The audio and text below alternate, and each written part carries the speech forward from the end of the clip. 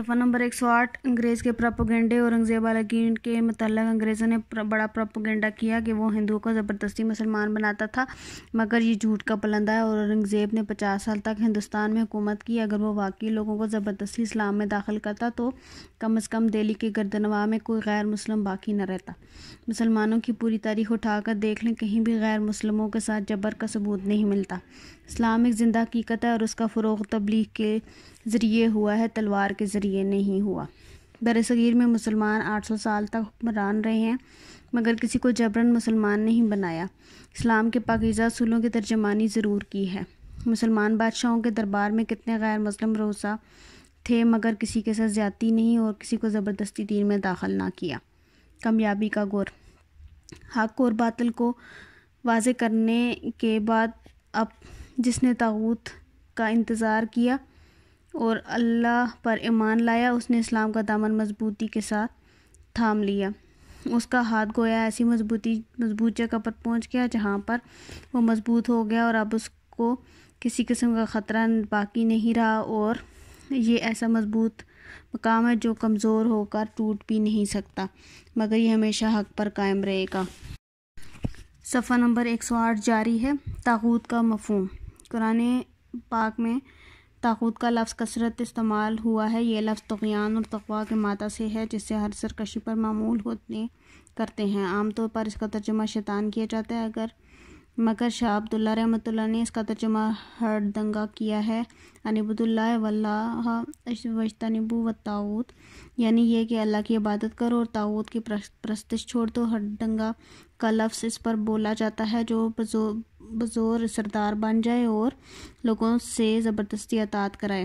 چونکہ شیطان کا بھی یہی کام ہے، لہذا اس پر بھی یہ لفظ بولا جاتا ہے۔ امام جعفر صادق رحمۃ اللہ نے بھی یہی تفسیر کی ہے۔ کل ما یشغلک عن الحق فہو طاغوتک، جو کوئی چیز تمہیں حق سے مشغول کرنے والی ہے وہ تمہارے لیے طاغوت ہے۔ گویا حق سے ہٹانے والا شیطان ہو یا انسان، مال ہو یا اولاد، سب طاغوت کی تعریف میں آئیں گے۔ باطل راستے پر چلانے والے ماں باپ اور غلط طرف لے جانے والے پیر اور سیاستدان بھی اس زمرہ میں آتے ہیں۔ غرض یہ کہ جو بھی کسی حق سے باز رکھنے کی کوشش کرے گا وہ اس کے لیے طاغوت ہے۔ مضبوط کڑا۔ عروہ کا معنی کڑا اور وثقہ کا معنی مضبوط ہے۔ حضرت عبداللہ بن سلام رضی اللہ تعالیٰ عنہ نے خواب میں دیکھا کہ وہ ایک ایسے اونچے ستون پر چڑھ گئے، اس کے آخری سرے پر ایک کڑا لگا ہوا ہے۔ نمبر 109 صبح اٹھے اور حضور صلی اللہ علیہ وسلم کی خدمت میں حاضر ہو کر خواب بیان کیا اور آپ نے فرمایا، اس خواب کی تعبیر یہ ہے کہ تمہاری موت اسلام پر آئے گی، یعنی مرتے دم تک تم اسلام کا دامن پکڑے رکھو گے۔ لانفصام لہا کا یہی مطلب ہے کہ وہ مضبوط کڑا ہے جو ٹوٹ نہیں سکتا۔ یہ کڑا ہاتھ سے چھوٹ تو سکتا ہے، مثلاً آدمی گمراہ ہو جائے، اسلام کا دامن چھوڑ دے گا مگر وہ دامن ٹوٹ نہیں سکتا۔ یہ کڑا ہاتھ سے چھوٹ تو سکتا ہے، مثلاً آدمی گمراہ ہو جائے اور اسلام کا دامن چھوڑ دے مگر یہ دامن نہیں ٹوٹ سکتا اور اس کو تھامنے والا آدمی مضبوط ہو جاتا ہے۔ اللہ تعالیٰ ہر شے کو سنتا اور جانتا ہے، وہ اسلام کے ارادے تک سے واقف ہے کہ کوئی کام نیک نیتی سے ہو رہا ہے یا بد نیتی سے، وہ ہر ایک کام کی پکار کو سنتا ہے۔ حق کے مساوات۔ یا ایھا الناس، اے لوگو، انا خلقناکم، بے شک ہم نے پیدا کیا، من ذکر، ایک مرد سے، و انثی، اور ایک عورت سے، وجعلناکم، اور بنایا تمہیں، شعوباً، ذاتیں، و قبائل، اور قبیلے، لتعارفوا، تاکہ تم ایک دوسرے کی شناخت کرو۔ ان اکرمکم، بے شک تم میں سب سے زیادہ عند اللہ، اللہ کے نزدیک، اتقاکم، تم میں سے بڑا پرہیزگار، ان اللہ، بے شک اللہ، علیم خبیر، جاننے والا، باخبر۔ اے لوگو، بے شک ہم نے تمہیں ایک مرد اور ایک عورت سے پیدا کیا، ہم نے تمہیں بتایا ذاتیں اور قبیلے تاکہ تم ایک دوسرے کی شناخت کرو۔ بے شک اللہ کے نزدیک تم سب میں سے سب سے بڑا عظمت والا وہ ہے جو سب سے زیادہ پرہیزگار، اور اللہ بے شک جاننے والا، خبردار ہے۔ تشریح۔ اس آیت میں اس بات کی وضاحت کی گئی ہے کہ تمام انسان ایک ہی ماں باپ کی اولاد ہوتے ہیں۔ حیثیت سے بھائی بھائی اور خاندان اور قبائل یا مال و دولت کے اعتبار سے جو فرض اللہ تعالیٰ نے رکھا ہے وہ تفاخر کے لیے نہیں بلکہ تعارف کے لیے ہے۔ نمبر 110 شان نزول۔ یہ آیت فتح مکہ کے واقعہ پر اس وقت نازل ہوئی جب رسول صلی اللہ علیہ وسلم نے حضرت بلال حبشی رحمۃ اللہ علیہ کو اذان کا حکم دیا تو قریش مکہ جو ابھی تک اس مسلمان نہیں ہوئے تھے ان میں سے ایک نے کہا کہ اللہ کا شکر ہے میرے والد پہلے ہی وفات پا گئے ہیں کہ ان کو یہ روز بروز دیکھنا نہیں پڑا، اور حارث بن ہشام نے کہا کہ کیا محمد صلی اللہ علیہ وسلم کو اس کالے کوے کے سوا کوئی آدمی نہیں ملا کہ جو مسجد حرام میں گئے اذان دے؟ ابو سفیان بولے کہ یہ کچھ نہیں کہتا کیونکہ مجھے خطرہ ہے کہ میں جو کچھ کہوں گا تو آسمانوں کا مالک ان کو خبر کر دے گا۔ چنانچہ جبرائیل امین تشریف لائے اور حضرت صلی اللہ علیہ وسلم کو اس کی تمام گفتگو عطا کی۔ آپ صلی اللہ علیہ وسلم نے ان لوگوں کو بلا کر پوچھا کہ تم نے کیا کہا؟ انہوں نے اقرار کر لیا۔ اسی پر یہ آیت نازل ہوئی جس میں بتلایا گیا فخر و عزت کی چیز در حقیقت ایمان اور تقویٰ ہے جس سے تم لوگ خالی اور حضرت بلال آراستہ ہیں، اس لیے وہ تم سب سے افضل و اشرف ہیں۔ حضرت عبداللہ بن عمر رضی اللہ تعالیٰ سے روایت ہے کہ فتح مکہ کے روز رسول صلی اللہ علیہ وسلم نے اپنی اونٹنی پر سوار ہو کر طواف فرمایا۔ طواف سے فارغ ہو کر آپ صلی اللہ علیہ وسلم نے یہ خطبہ دیا: شکر ہے اللہ کا جس نے فخر جاہلیت کو اس کے تکبر کو تم سے دور کر دیا۔ اب تمام انسانوں کی صرف دو قسمیں، ایک نیک و متقی اور اللہ کے نزدیک شریف اور محترم ہیں، دوسرے فاجر و شقی، وہ اللہ کے نزدیک ذلیل و حقیر ہیں۔ اس کے بعد اس آیت کی تلاوت فرمائی جو اوپر مذکور ہے۔ حضرت ابن عباس رضی اللہ تعالیٰ عنہ نے فرمایا دنیا کے لوگوں کے نزدیک عزت مال و دولت کا نام ہے اور اللہ کے نزدیک تقویٰ۔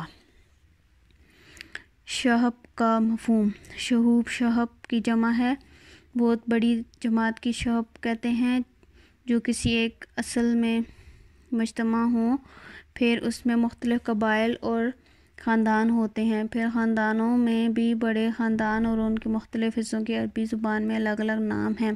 سب سے بڑا حصہ شعب اور سب سے چھوٹا حصہ عشیرہ کہلاتا ہے۔ نسبی اور وطنی یا لسانی امتیاز میں حکمت و مصلحت تعارف کی ہے۔ قرآن کریم نے اس آیت میں واضح کر دیا کہ حق تعالیٰ نے اگرچہ سب انسانوں کو ایک اور باپ اور ماں سے پیدا کر کے سب کو بھائی بھائی بنا دیا ہے، پھر اس کی تقسیم مختلف قوموں قبیلوں میں فرمائی ہے اور حکمت کے پیش نظر کہ لوگوں کا تعارف اور شناخت آسان ہو جائے۔ مثلاً ایک نام کے دو شخص ہیں تو خاندان کے توافت سے اس میں امتیاز ہو سکتا ہے اور اس سے دور اور قریب کے رشتوں کا علم ہو سکتا ہے، اور نسبی قرب و بعد کی مقدار میں ان کی حقوق شرعیہ ادا کیے جاتے ہیں۔ اسباط کا قرب و بعد معلوم ہوتا ہے جس کی ضرورت تقسیم میراث میں پیش آئی ہے۔ خلاصہ یہ ہے کہ نسبی توافت کو تعارف کے لیے استعمال کرو، تفاخر کے لیے نہیں۔ صفحہ نمبر 111۔ قانونی مساوات۔ اسلامی معاشرے میں قانونی طور پر امیر و غریب، کمزور اور طاقتور سبھی برابر ہیں، جیسا کہ قبیلہ بنی مخزوم کی ایک امیر اور صاحب حیثیت عورت فاطمہ نامی کی چوری کرنے کا مشہور واقعہ ہے کہ حضرت اسامہ بن زید رضی اللہ عنہ کی سفارش کے باوجود آپ نے یہ کہتے ہوئے اس پر حد جاری کرا دی کہ اگر اس کی جگہ فاطمہ رضی اللہ عنہ بنت رسول ہوتی تو ان کا جرم بھی اسی طرح ثابت ہو جاتا تو میں انہیں بھی سزا دینے میں دریغ نہ کرتا۔ گویا اسلامی قانون کی نظر میں امیر و غریب، آقا اور غلام، عربی، عجمی، قریش اور غیر قریش سبھی برابر تھے۔ جزا و سزا آدمی کی حیثیت سے نہیں، جرم کی نوعیت سے منسلک ہے۔ جبلہ بن خسانی نے ایک بدوی کے تھپڑ مارنے پر قصاص سے بچنے کے لیے کہا: امیر المومنین، یہ کیسے ہو سکتا ہے؟ ایک آدمی اور میں ایک بادشاہ ہوں۔ حضرت عمر رضی اللہ عنہ نے فرمایا: اسلام نے آپ دونوں کو بھائی بھائی بنا دیا اور صرف تقویٰ اور پرہیزگاری کی بنا پر اس فضیلت حاصل کر سکتے ہیں اور کسی صورت میں نہیں۔ اسی طرح آپ رضی اللہ تعالیٰ نے اپنے بیٹے عبد الرحمن رضی اللہ تعالیٰ بن عمر پر حد جاری کر کے قانون کی نظر میں مساوات کی مثال قائم کر دی۔ معاشرتی مساوات۔ عرب میں سب سے زیادہ ذلیل غلام سمجھے جاتے تھے۔ عرب قبائل میں بام افتخار و شرافت کا یہ حال تھا کہ لڑائی میں بھی اپنے سے کم رتبہ پر تلوار اٹھانا عار سمجھا جاتا تھا کہ ذلیل خون اس کی شریف تلوار کو ناپاک کر دے۔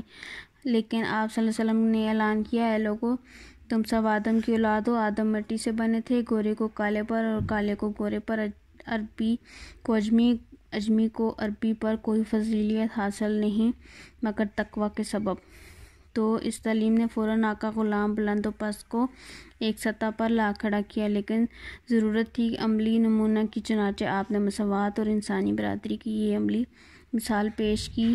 اپنے آزاد کردہ غلام زید بن حارثہ رضی اللہ عنہ کا نکاح اپنی پھوپھی زاد بہن زینب بنت جحش سے کروایا۔ حالانکہ سب سے سخت امتحان نکاح و شادی میں مساوات ہے۔ آج کے ایام میں قریش کعبہ کی طویلیت اور نسبی فخر کی بنا پر عوام الناس نے ایک الگ مزدلفہ میں قیام کرتے تھے، لیکن حضرت صلی اللہ علیہ وسلم نے اس کی تفریق کا ناپسند کرتے ہوئے بعثت سے قبل اور بعثت کے بعد بھی ہمیشہ عام لوگوں کے ساتھ قیام فرمایا۔ عبادت میں مساوات۔ اسلام کا نظام عبادت بھی مساوات کی علامت ہے۔ سب سے اہم عبادت نماز میں سب مسلمانوں کو مسجد میں صفیں بنا کر کھڑے ہونے کا حکم دیا اور اس میں کسی قسم کی تفریق روا نہ رکھی کہ امیروں کے لیے الگ صف ہو اور غریبوں کے لیے الگ صف۔ علماء کرام نے لکھا ہے جو شخص پہلے آ کر جہاں کھڑا ہو گیا نمبر 112 اس جگہ پر اس کا حق ہے، کسی کو اس جگہ سے ہٹانے کی اجازت نہیں ہے۔ آج کے موقع پر یہ مساوات اور بھی واضح ہو جاتی ہے کہ جب مسلمان ایک لباس میں ملبوس ہیں اور عشق الہی میں مست مناسک حج ادا کر رہے ہیں، ایسے ہی رمضان مبارک کے روزے ایک ہی ماہ کے رکھنے سب پر فرض ہیں، اور سحر و افطار کا وقت بھی متعین فرما دیا کہ جب روزہ ہے تو سب کا اور افطار کیا تو سب کا۔ معاشی مساوات۔ غزوہ خندق کے موقع پر مسلمانوں پر بہت سخت حالات تھے، باہر کے دشمن کا گھیراؤ تھا، کوئی چیز اندر نہیں آ سکتی تھی، یہاں تک کہ فاقوں تک کی نوبت پہنچ گئی تو بھوک کی وجہ سے صحابہ کرام رضی اللہ عنہ کے پیٹ پر پتھر باندھ لیے۔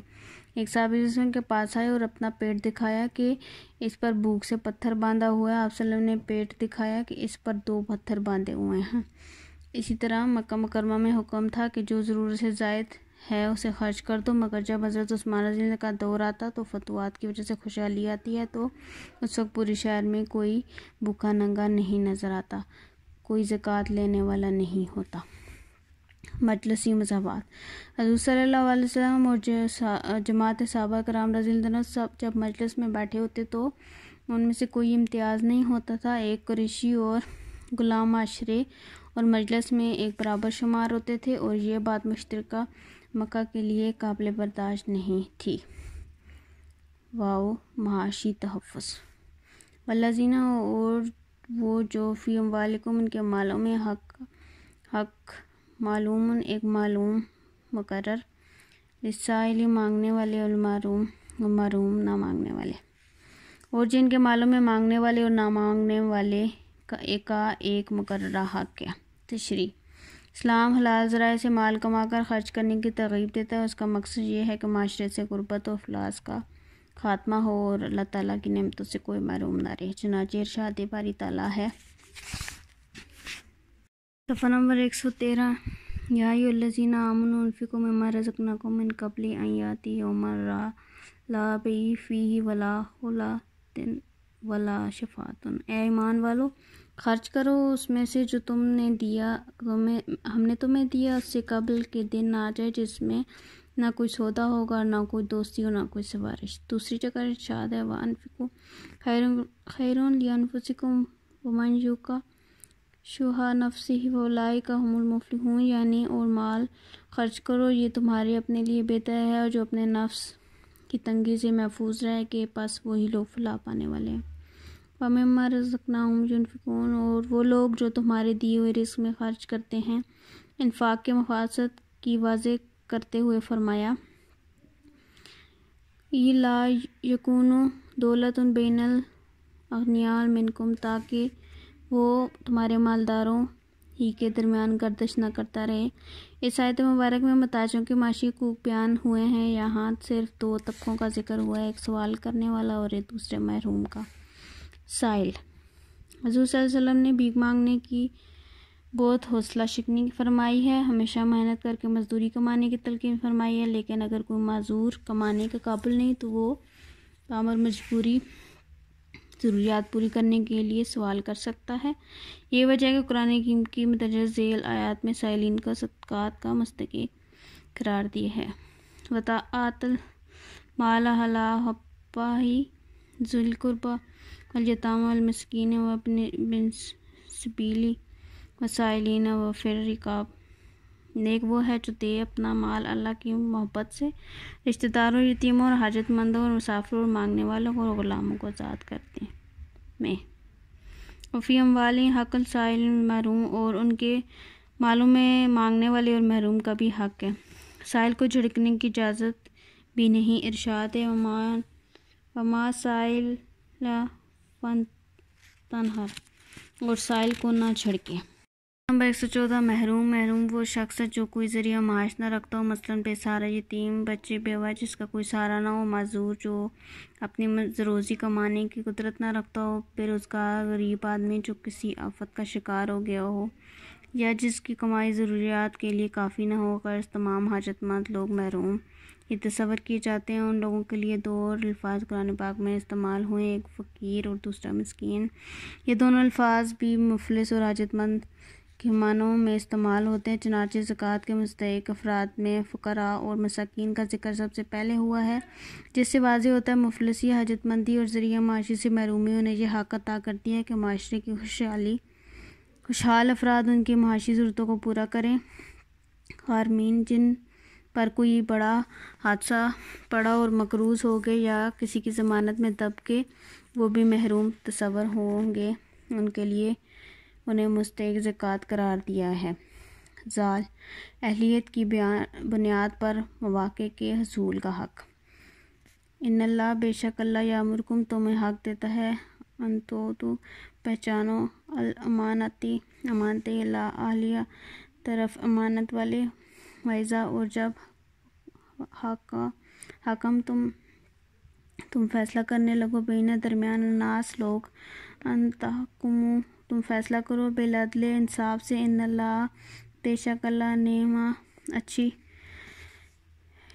یعظکم نصیحت کرنے والا بھی ان سے، ان اللہ بے شک کانا ہے سمیعاً سننے والا، بصیراً دیکھنے والا۔ بے شک اللہ تمہیں حکم دیتا ہے کہ امانت والوں کو پہنچا دو، اور جب تم لوگوں کے درمیان فیصلہ کرنے لگو تو انصاف سے کرو، بے شک اللہ تمہیں اچھی نصیحت کرتا ہے، بے شک اللہ سننے والا دیکھنے والا ہے۔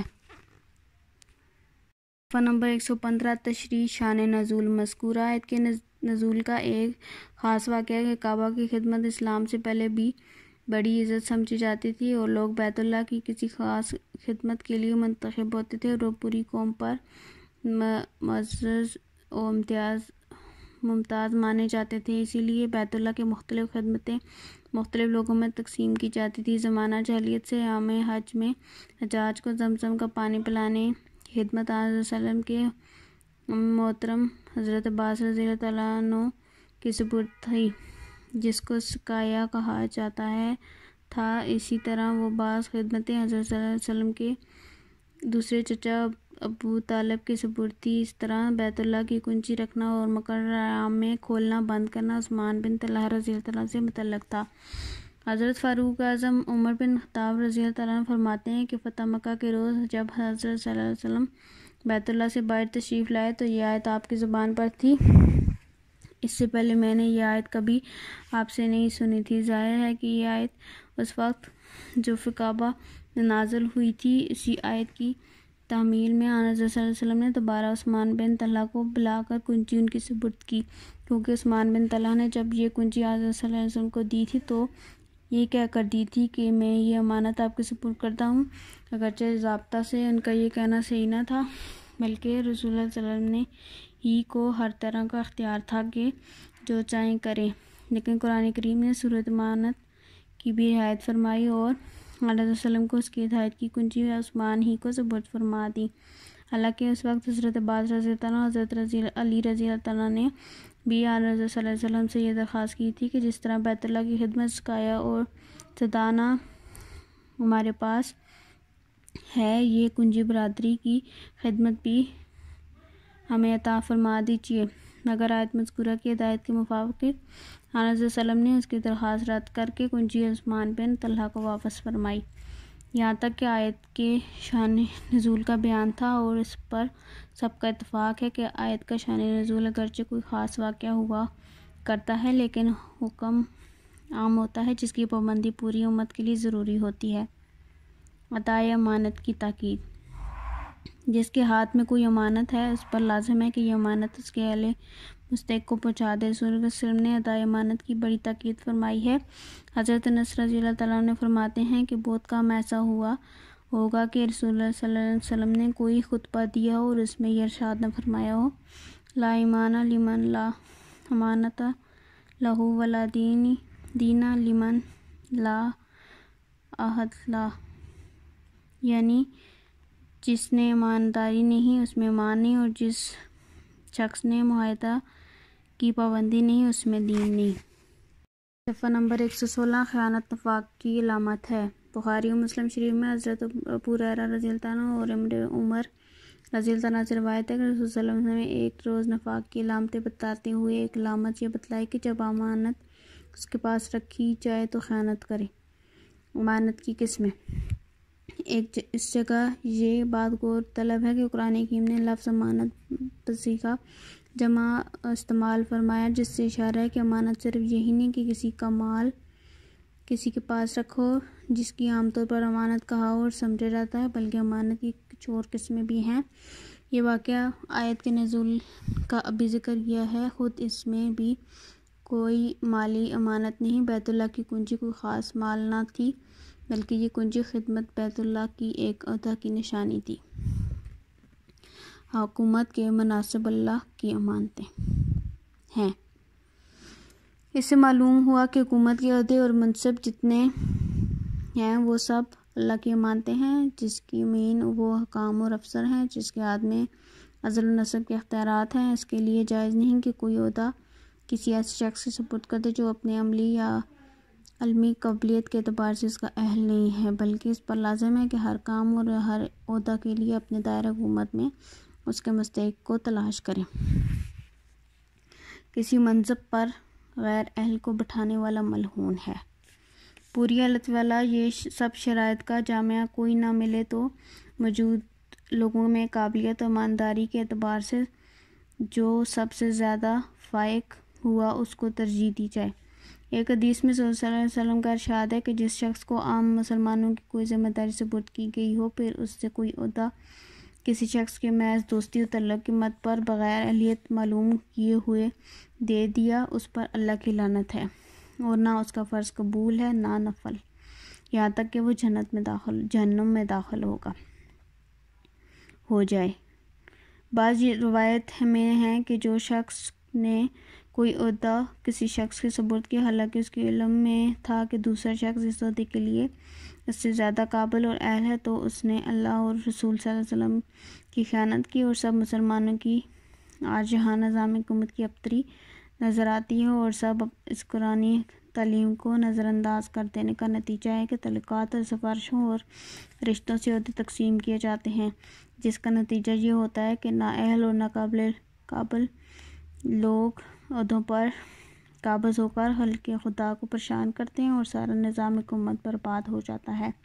اس لیے آن حضرت صلی اللہ علیہ وسلم نے ایک حدیث میں ارشاد فرمایا، نمبر 117 وَإِذَا وُسِطَ الْأَمْرُ إِلَىٰ غَيْرِ أَهْلِهِ فَانتَظِرُوا السَّاعَةَ، یعنی جب دیکھو کہ کاموں کی ذمہ داری ایسے لوگوں کو سپرد کر دی گئی ہے جو اس کام کے اہل اور قابل نہیں، تو فساد کا کوئی علاج نہیں، قیامت کا انتظار کرو۔ خلاصہ یہ ہے کہ قرآن حکیم میں الفاظ امانت بصیغہ جمع لا کر اس کی طرف اشارہ کر دیا کہ امانت صرف اس کا نام نہیں کہ ایک شخص کا مال کسی دوسرے شخص کے پاس بطور امانت رکھا ہو، بلکہ امانت کی بہت سی قسمیں ہیں جن میں حکومت کے عہدے بھی داخل ہیں۔ امانت کی اور اقسام۔ ایک حدیث میں آن حضرت صلی اللہ علیہ وسلم کا ارشاد ہے، المجالس بالامانۃ، مجلس ایمانداری کے ساتھ ہونی چاہیے۔ مطلب یہ کہ مجلس میں جو بات کہی جائے اس مجلس کی امانت ہے اور اس کی اجازت کے بغیر دوسرے سے نقل کرنا بھی پھیلانا بھی جائز نہیں۔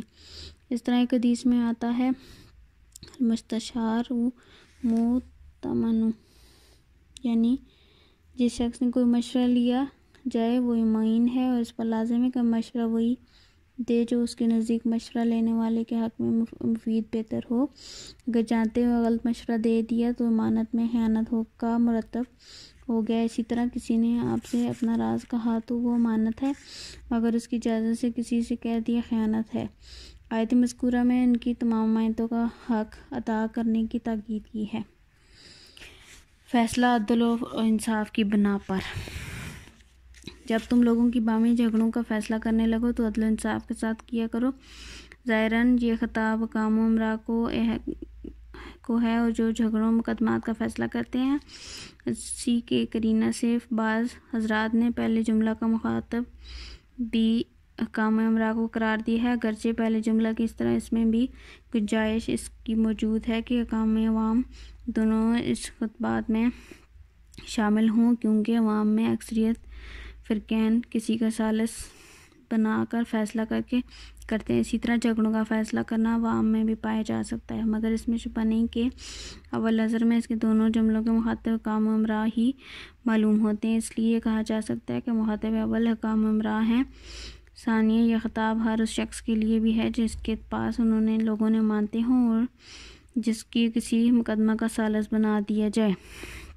اس جملہ میں حق تعالیٰ نے بین الناس فرمایا، بین المسلمین یا بین المؤمنین نہیں فرمایا.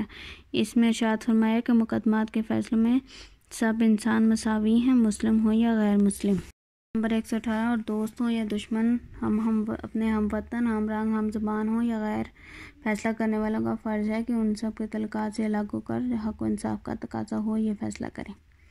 عدل و انصاف امن عالم کا ضامن. غرض آیت کے پہلے جملہ میں ادائے امانات کا حق اور دوسرے میں عدل و انصاف کا، ان میں ادائے امانات کا مقدم کیا گیا. شاید اس کی وجہ سے پورے ملک میں عدل و انصاف کا قیام اس کے بغیر ہو نہیں سکتا کہ جن کے ہاتھ میں ملک کا اقتدار ہے وہ پہلے امانات کا فریضہ صحیح طور پر ادا کریں، یعنی حکومت کے عہدوں پر صرف نئے لوگوں کا مقرر کریں اور جو صلاحیت کار، امانت و دیانت کی روح سے ان کے عہدے کے لیے سب سے زیادہ بہتر نظر آئیں. دوستی اور تعلقات یا محض سفارش یا رشوت کو ان کی راہ نہ دیں، اور نتیجہ یہ ہوگا کہ نااہل، ناقابل یا خائن اور ظالم لوگ عہدوں پر قابض ہو جائیں گے. پھر اگر ارباب کا اقتدار دل سے بھی یہ کر جائیں کہ ملک میں عدل و انصاف کا رواج ہو تو ان کے لیے ناممکن ہو جائے گا، کیونکہ یہ عہدہ داران حکومت کے ہاتھ اور پیر ہیں. جب یہ خائن یا ناقابل ہو جائیں ہوئے تو عدل و انصاف قائم کرنے کی کیا راہ ہے؟ خلاصہ، اس آیت میں یہ فرض خاص طور پر یاد رکھنے کے قابل ہے کہ اس میں حق جل شانہ نے حکومت کے عہدوں کو بھی امانت قرار دے کر اول تو یہ واضح فرمایا کہ جس طرح امانت صرف اسی کا ادا کرنا چاہیے اس کا مالک ہے، کسی فقیر مسکین پر رحم کھا کر کسی کی امانت اس کو دے دینا درست نہیں. اسی طرح حکومت کے عہدے جن کے ساتھ عام خلق خدا تعالیٰ کا کام متعلق ہوتا ہے یہ بھی امانتیں ہیں، اور ان امانتوں کے مستحق صرف وہ لوگ ہیں جو اپنی صلاحیت کا اور قابلیت استطاعت کے اعتبار سے بھی ان کے عہدے کے لیے مناسب اور موجودہ لوگوں میں سب سے بہتر ہوں، اور دیانت اور امانت کے اعتبار سے بھی سب سے بہتر ہوں. ان کے سوا کسی دوسرے کو یہ عہدہ سپرد کر دیا تو یہ امانت ادا نہ ہوئی. نمبر 119. ہے اصول انصاف. یا ایھا الذین آمنوا، اے جو لوگ ایمان لے، کونوا قوامین، ہو جائے قائم رہنے والے، بالقسط انصاف پر، شہداء اللہ، گواہی دینے والے کے لیے، ولو اگرچہ علی انفسکم، خود تمہارے اوپر، والوالدین یا ماں باپ، الاقربین اور قرابت دار، یکن اگر چاہے غنیًا کوئی مالدار و فقیرًا یا محتاج، فاللہ پس اللہ خیر خواہ بہا ان کا، فلا تتبعوا نہ پیروی کرے، الہویٰ خواہش، ان تعدلوا کہ انصاف کرو، وان تولوا اور اگر تم دبا لو گے، او تعرضوا اور پہلو تہی کرو گے، فإن تو بے شک اللہ کان اللہ ہے، بما جو تعملون تم کرتے ہو، خبیراً باخبر. اے ایمان والو، ہو جاؤ انصاف پر قائم رہنے والے، اللہ کے لیے گواہی دینے والے، اگرچہ خود تمہارے خلاف یا ماں باپ قرابت دار ہو جائیں، اور چاہے کوئی مالدار ہو یا محتاج، اللہ ان کا خیر خواہش ہو تم خواہش نفس کی پیروی نہ کرو انصاف کرنے میں، اور اگر تم گواہی زبان دبا لو گے یا پہلو تیگ کرو گے تو بے شک اللہ اس سے باخبر ہے جو تم کرتے ہو۔ تشریح: اپنے تمام معاملات میں، کام کی تعمیل میں اور زندگی کے مختلف معاملات میں بار بار راہ حق کو۔ عزیز طلبہ، یہ آڈیو ریکارڈنگ آپ کے لیے ہیومینیٹیرین ڈیولپمنٹ آرگنائزیشن ایبٹ آباد کے ذریعے اہتمام کی گئی۔ ہیومینیٹیرین ڈیولپمنٹ آرگنائزیشن ایبٹ آباد 2011 سے اپنی مدد آپ کے تحت صحت، تعلیم اور معاشی خود مختاری کے شعبوں میں بہتری کے لیے کوشاں ہے۔ ادارہ نے نہ صرف خیبر پختونخوا بلکہ ملک بھر کے نابینا طلباء کی تعلیمی مشکلات اور رکاوٹوں کو دور کرنے کے لیے FA تا ماسٹرز لیول کی نصابی کتب اور کورسز، جن میں علامہ اقبال اوپن یونیورسٹی کے کورسز بھی شامل ہیں، کو آڈیو ریکارڈنگ میں منتقل کرنے کا اہتمام کیا ہے تاکہ نابینا طلباء اعلیٰ تعلیم تک رسائی حاصل کر کے ملک و قوم کی ترقی اور خوشحالی میں اپنا بھرپور کردار ادا کر سکیں۔ یہ تمام آڈیو ریکارڈنگز نابینا طلباء کو بالکل مفت فراہم کی جا رہی ہیں۔ نابینا طلباء کے علاوہ دیگر طلباء بھی اس تعلیمی سہولت سے استفادہ کر سکتے ہیں۔ ہیومینیٹیرین ڈیولپمنٹ آرگنائزیشن ایبٹ آباد، ای میل HDOATD@gmail.com، ویب سائٹ HDORG.net، رابطہ نمبر 03459541-838 یعنی 0345 9541 838۔ صفحہ نمبر 120۔ حق و دیانت سے ہٹنے کی ترغیب ہوتی رہتی ہے، لیکن کہیں اپنے ذاتی نقصان کے خیال سے اور کہیں بزرگوں، عزیزوں، مروت سے قدم نکول اور غرش ہونے لگتی ہے۔ یہاں تک کہ تاکید ہے کہ ایسے تمام موقعوں پر حق و دیانت پر قائم رہو۔ گواہی سے مقصود اللہ کی رضا جوئی ہے، اور دوسرے معنی یہ بھی ہو سکتے ہیں اللہ کے لیے گواہ بن جاؤ، یعنی تمہاری شہادت الہی کا مقام ہو جائے۔ فقہا نے یہی معنی لے کر یہ استنباط کیا ہے کہ جو امر گواہوں سے ثابت ہو جائے وہ قطعی ہے، اس کی مخالفت جائز نہیں۔ چنانچہ قاضی اگر معتبر آدمی کی شہادت پر مدعی کو ڈگری دے دے اور مدعی لیے خوب علم رکھتا ہو تو حق مدعی کا نہیں فیصلہ غلط اور نامنصفانہ ہوا ہے، تاہم اگر وہ تعمیل نہ کرے تو قاضی اسلام کی مخالفت اور گواہوں کی تکذیب کو مجرم ہوگا۔ گواہی دینے میں کسی کی مروت اور رعایت نہ کرو، صرف حق و صداقت کا خیال رکھو۔ قرآن مجید پر عمل مسلمان حلفیہ تو کیا بلا حلف بھی کبھی جھوٹی گواہی کو مرتب ہو سکتا ہے۔ یہ ہر قسم کی گواہی کے لیے عام حکم ہے، جو صرف مالی اور عدالتی معاملات کو حد تک محدود نہیں۔ محققین رکھتے ہیں کہ ان کے پورے مصادق تو حضرات محدثین ہوئے ہیں، انہوں نے روایت حدیث کے باب میں کسی کی ذرہ رعایت نہ کی، اس لیے وہ اللہ کے گواہ بن گئے۔ ان کی روایتوں میں دین کے ایک حصہ کا مدار ٹھہر گیا جس کے خلاف تمہاری سچی گواہی پڑ رہی ہے، اور اس کی خاطر تم سچے ہزار سے بچنا چاہتے ہو۔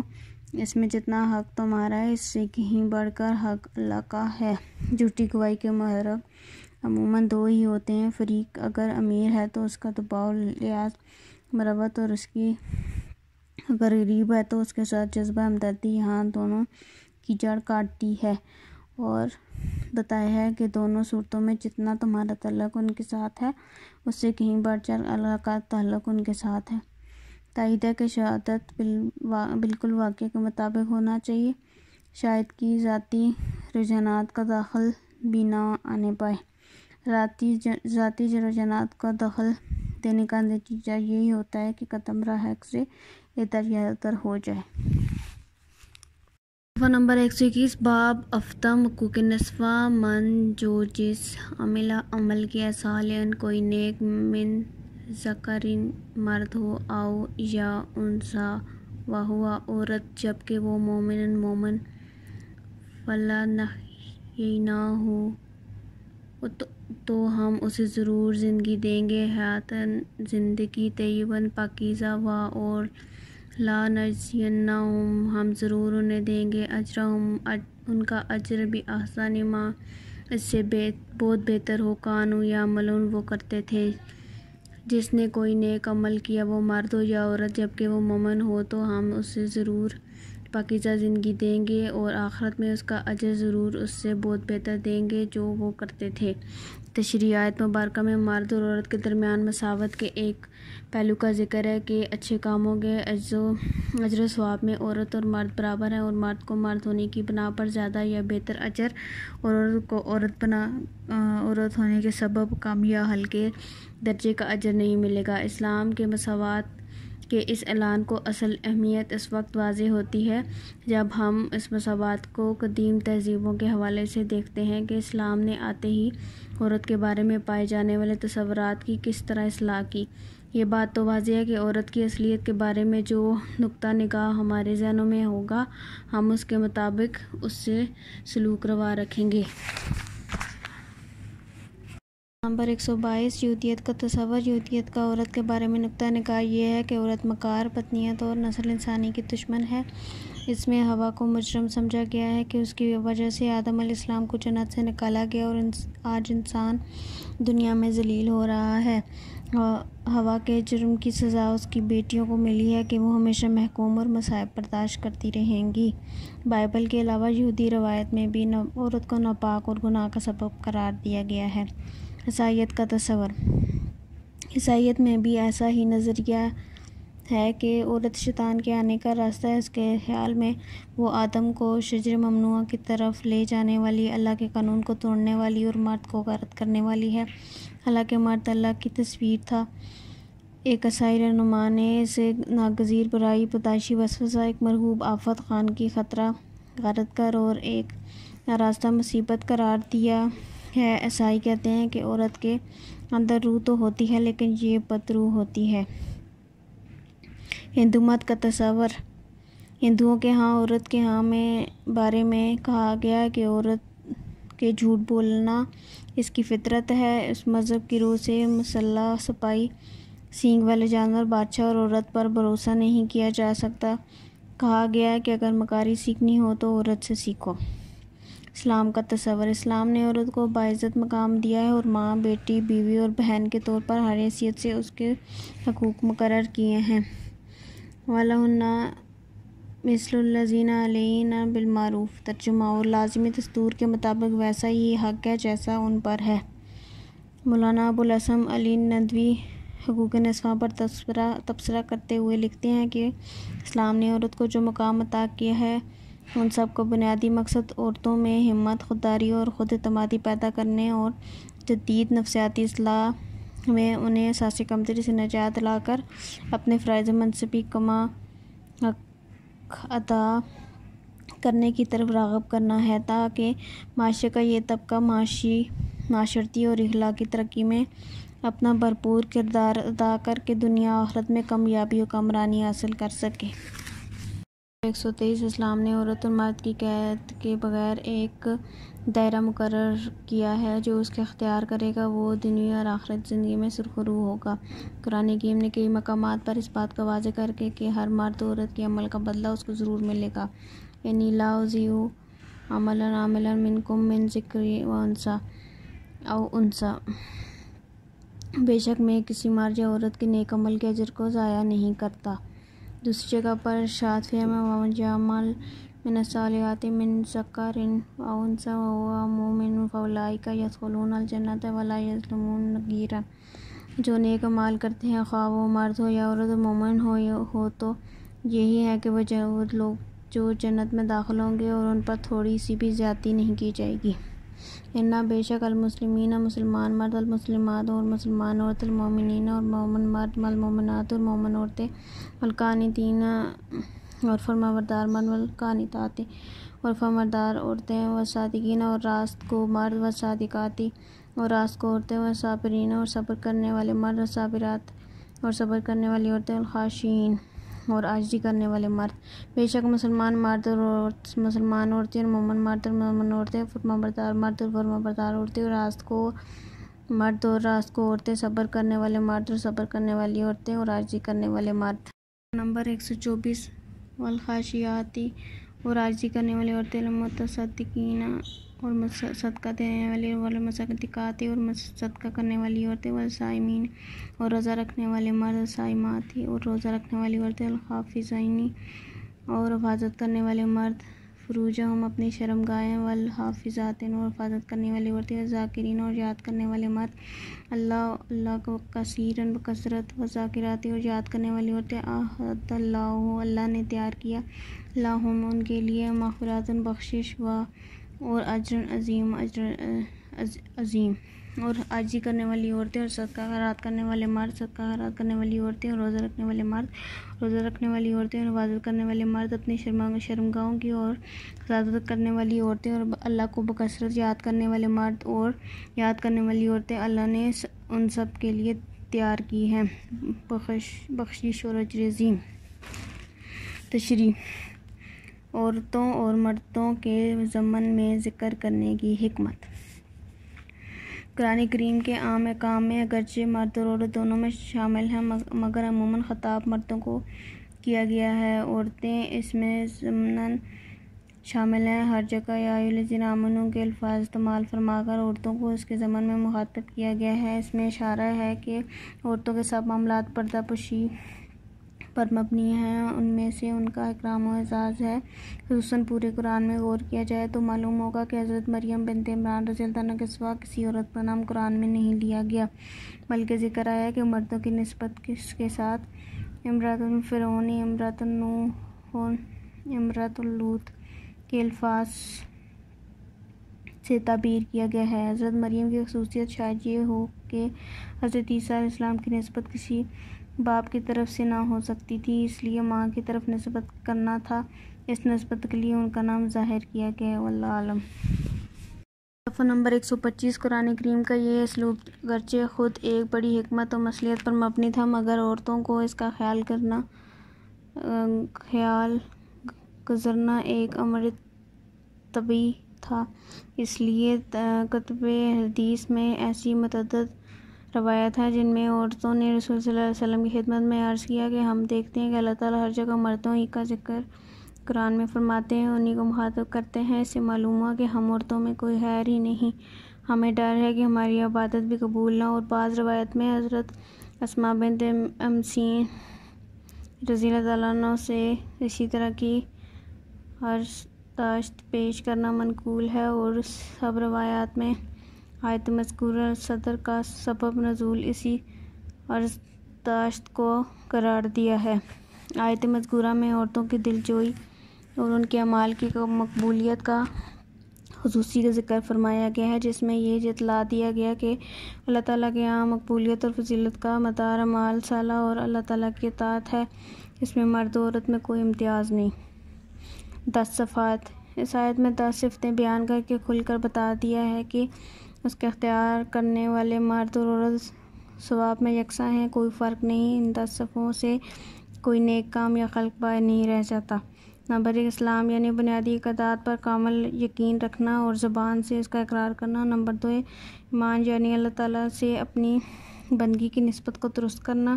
نمبر 3 قنوت یعنی غلبہ دین کے لیے مخالفین کی طرف سے پہنچائی گئی اذیتوں کو برداشت کرنا. نمبر 4 صدق یعنی قول و فعل سے سچائی اور دیانت. نمبر 5 صبر یعنی نیک کاموں کے لیے مصیبتیں جھیلنا. نمبر 6 تواضع یعنی اللہ کے سامنے عاجزی کا اظہار اور لوگوں سے اپنے آپ کو بڑا نہ سمجھنا.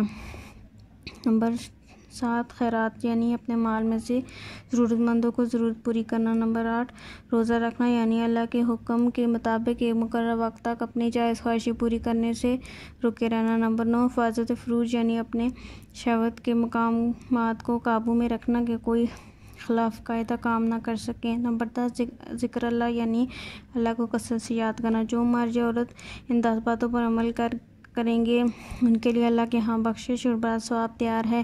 آگے بتایا کہ جب تم مرد ہو یا عورت اللہ جل شاہ عزیز کے فرما بردار رہنے کا اقرار کر چکے تو خوب کان کھول کے سن لینا چاہیے کہ اب تمہیں یہ اختیار حاصل نہیں کہ جس بات کے ہونے کا فیصلہ اللہ اور رسول صلی اللہ علیہ وسلم کرتے اس پر اپنی مرضی چلاؤ اور حل و حجت کرو۔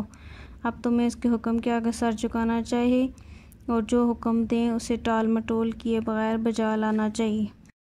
صفحہ نمبر 126 ذکر اللہ کی کثرت کا حکم اور اس کی حکمت۔ اسلام کے بنیادی 5 باتیں نماز، زکوٰۃ، روزہ، حج اور جہاد، لیکن پورے قرآن میں اس سے کسی عبادت کو کثرت کے ساتھ کرنے کا حکم نہیں مگر ذکر اللہ کے متعلق قرآن حکیم کی متعدد آیات میں بکثرت کرنے کا ارشاد ہے۔ سورہ انفال، سورہ جمعہ میں اور اس صورت میں الذاکرین اللہ کثیرا والذاکرات فرمایا۔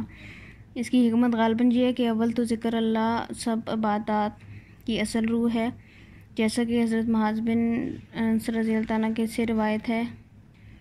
کسی شخص نے رسول صلی اللہ علیہ وسلم سے سوال کیا کہ مجاہدین میں سب سے زیادہ اجر ثواب کس کا ہے، تو آپ صلی اللہ علیہ وسلم نے فرمایا جو سب سے زیادہ اللہ کا ذکر کرے۔ پھر اسی طرح نماز، زکوٰۃ اور حج و صدقہ کے متعلق سوالات کیے۔ ہر مرتبہ آپ نے یہی فرمایا کہ جو اللہ کا ذکر زیادہ کرے وہی زیادہ مستحق اجر ہے۔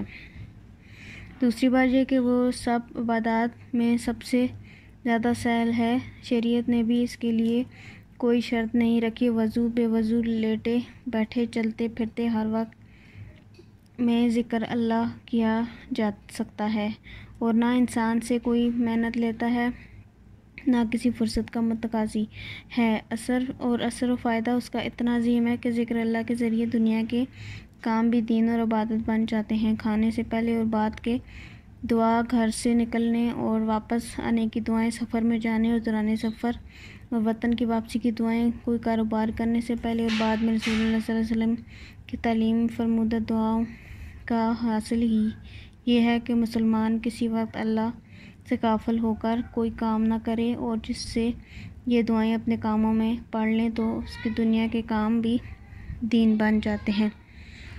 للرجال، مردوں کے لیے نصیب حصہ مما ان سے جو ترکت چھوڑا، والوالدین ماں باپ، والاقربون اور قرابت دار، وللنساء عورتوں کے لیے نصیب حصہ مما اس سے جو ترکہ چھوڑا، والوالدین و ماں باپ۔ مردوں کے لیے حصہ ہے اس میں سے جو ماں باپ نے اور قرابت داروں نے چھوڑا، اور عورتوں کے لیے حصہ ہے اس میں سے جو چھوڑا ماں باپ نے۔ نمبر 127 والاقربون اور قرابت دار مما ان میں سے کالا تھوڑا من ہو اس سے او کثر ہو یا زیادہ نصیب حصہ فروضہ مقرر کیا ہو۔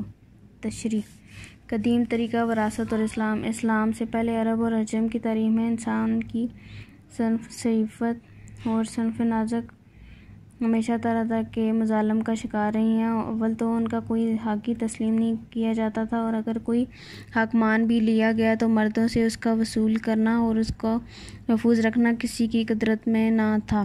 اسلام نے سب سے پہلے اس کا حقوق دلائے، پھر ان حقوق کی حفاظت کا مکمل انتظام کیا۔ قانون وراثت میں بھی عام اقوام دنیا نے معاشرہ کے ان دونوں ضعیف اجزاء کو ان کی فطری اور واجبی حقوق سے محروم کیا ہوا تھا۔ عرب نے تو اصول ہی یہ بنا لیا تھا کہ وراثت کا مستحق صرف وہ ہے کہ جو گھوڑے پر سوار ہو اور دشمنوں کا مقابلہ کر کے اس کا مال غنیمت جمع کرے۔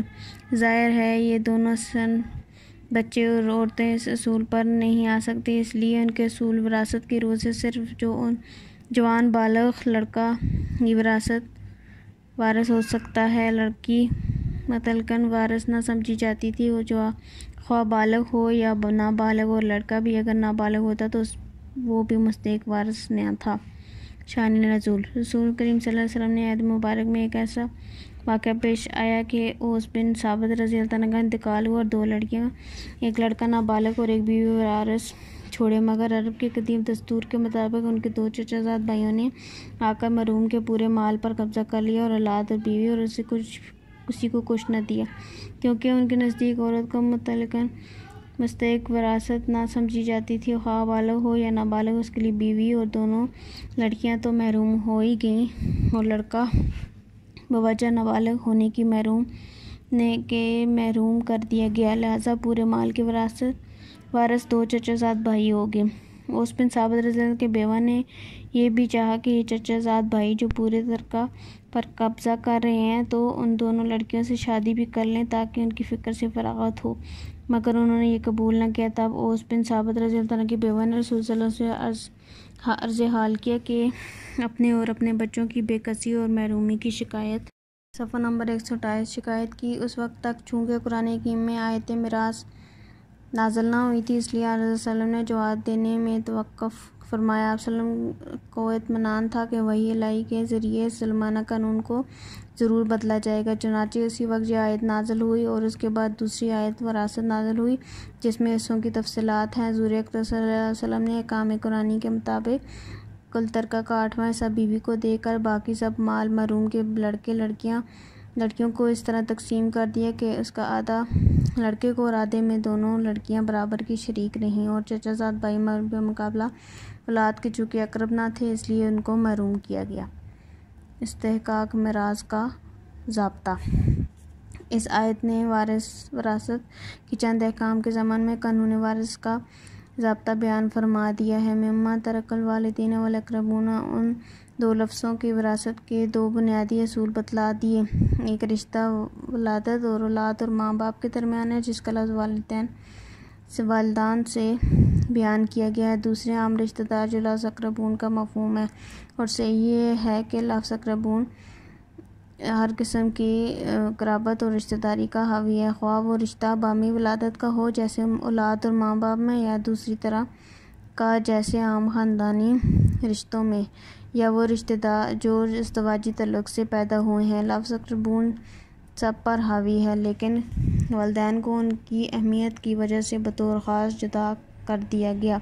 پھر اس لفظ نے یہ بھی بتلا دیا کہ مطلق رشتہ داری وراثت کے لیے کافی نہیں بلکہ رشتہ میں اقرب ہونا شرط ہے، کیونکہ اگر اقربیت کا معیاری شرط نہ بنایا جائے تو ہر مرنے والے کی وراثت پوری دنیا کی تمام انسانی آبادی پر تقسیم کرنا ضروری ہو جائے گا، کیونکہ سب ایک ماں باپ آدم و حوا کی اولاد ہیں۔ دور قریب کا کچھ نہ کچھ رشتہ سب میں موجود ہے، اس لیے ضروری ہوا کہ وراثت کا مدار رشتہ داری پر ہو۔ تو اصول یہ بتایا جائے کہ اگر نزدیک و دور کے مختلف رشتہ دار جمع ہوں تو قریبی رشتہ دار کو بعید پر ترجیح دے کر قریبی رشتہ دار کے ہوتے ہوئے دور کے رشتہ دار کا حصہ نہ دیا جائے۔